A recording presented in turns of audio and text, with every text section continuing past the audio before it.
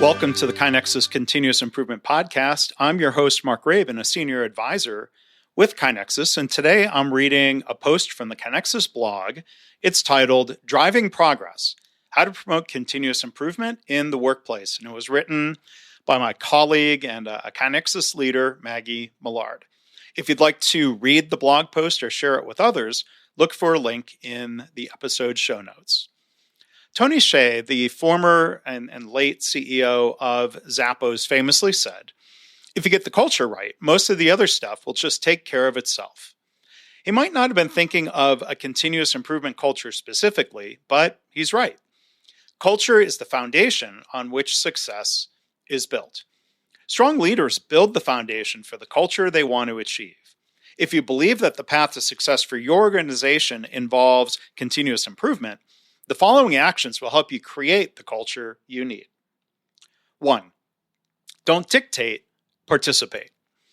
Your employees will judge your commitment to improvement by what you do, not what you say. Set the right tone by rolling up your sleeves and getting to work alongside the rest of your team. Build a team of leaders who continuously improve their own processes and talk about it every chance they get. Once people see that improvement is worth the time of the leadership team, they'll know that it's worth their own time as well.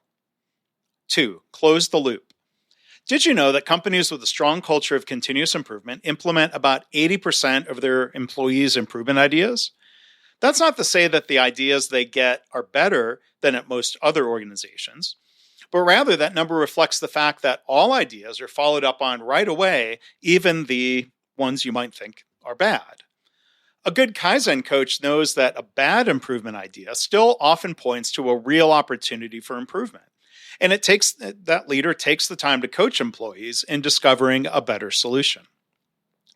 To promote a culture of continuous improvement, make it a policy that all leaders will respond quickly to all suggestions, either giving approval to implement the idea or to provide coaching to uncover another approach to solving the problem that's been identified. For more information, there's a link in the blog post to a great webinar by my friend and co-author, Joe Schwartz. We wrote the Healthcare Kaizen book together. His webinar was titled, How to Be an Influential Kaizen Coach, and I hope you'll check that out. So back to Maggie's list. Number 3, remove barriers to improvement. Employees should be empowered to make daily continuous improvement a part of their own work every day. This means that leaders need to step up and help them secure the time and resources they need to do so.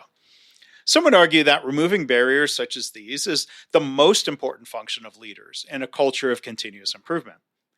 By eliminating barriers for their staff, leaders can empower staff to make so many more improvements. Therefore, a leader's time is better spent empowering employees to succeed on their own. 4. Welcome improvement of all types.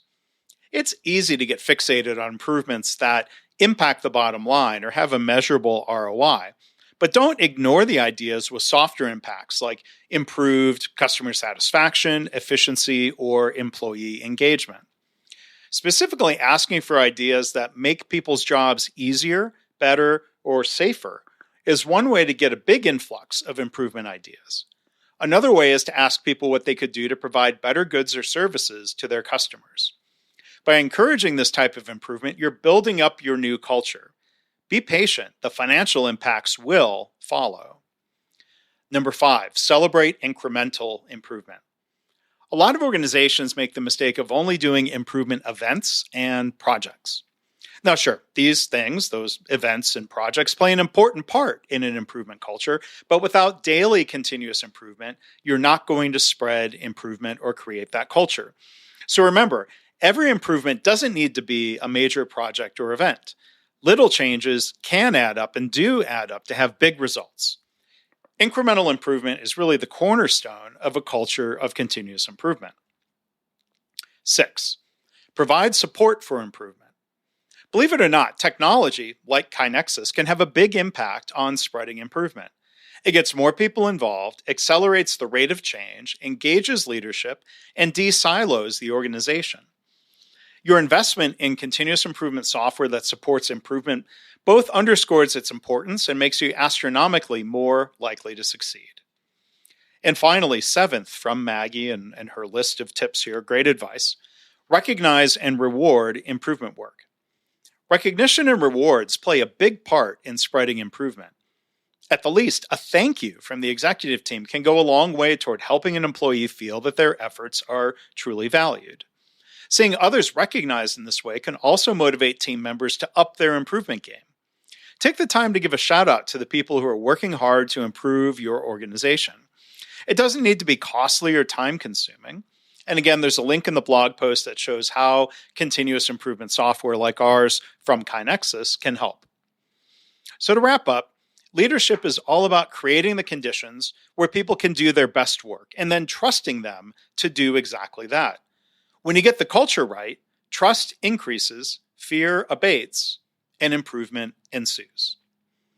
So to get more from our blog, go to blog.kainexus.com to learn more about the company, our software, and our customer success stories. Visit our main website at www.kainexus.com. On behalf of the whole team, this has been Mark Graban. Thanks for listening.